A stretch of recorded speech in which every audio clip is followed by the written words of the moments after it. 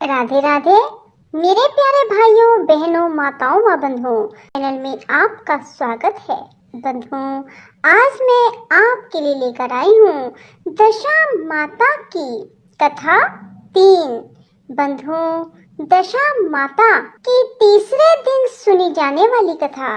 बंधुओं, चैत मास के कृष्ण पक्ष की प्रतिपदा तिथि से लेकर दशमी तिथि तक दशा माता के व्रत किए जाते हैं और दशा माता की व्रत कथा सुनी जाती है।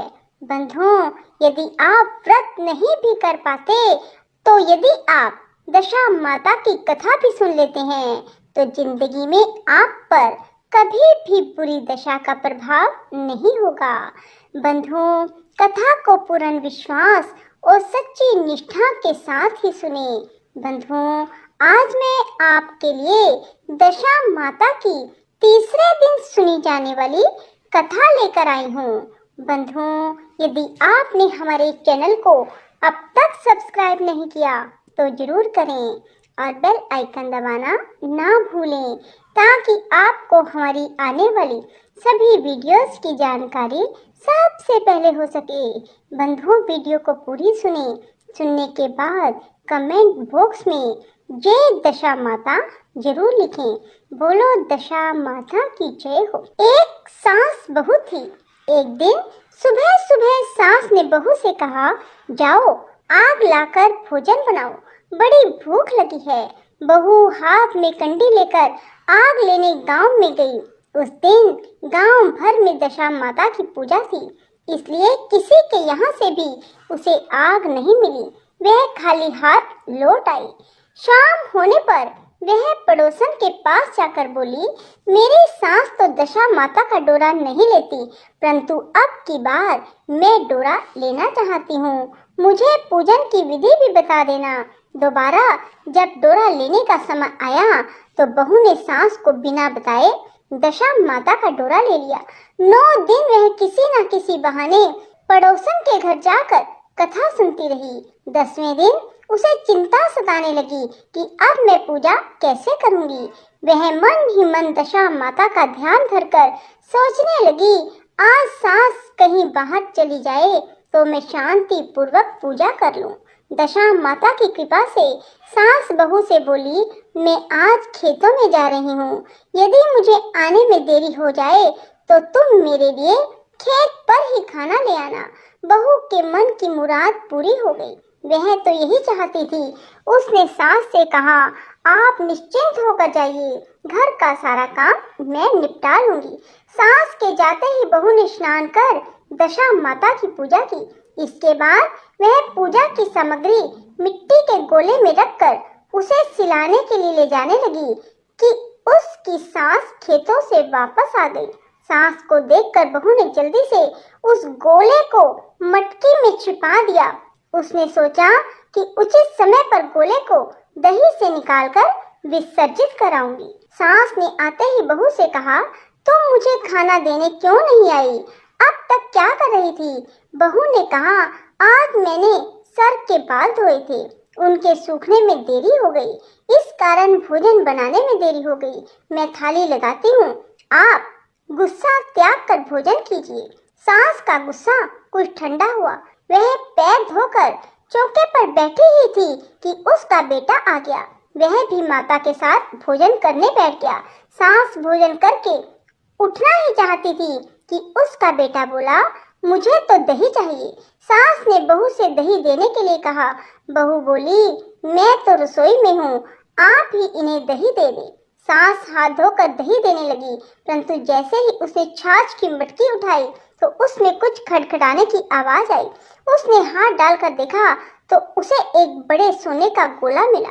सास ने आश्चर्य से बहू से पूछा, इस छाछ की मटकी में यह सोने का गोला कहाँ से आया है? इसे तुम कहाँ से चुरा कर लाई हो? यहाँ क्यों छिपा कर रखा है? मैं समझ गई कि इसी वजह से तुम छाछ देने नहीं उठी। इसका भेद बताओ। बहू बोली, मुझे कुछ नहीं पता, मेरी दशा माता जाने। मैंने आपको बताए बिना दशा माता का डोरा लिया था और उनकी पूजा की थी। आपके आ जाने के कारण मैं डोरे को विसर्जित करने नहीं जा सकी। आपके डर से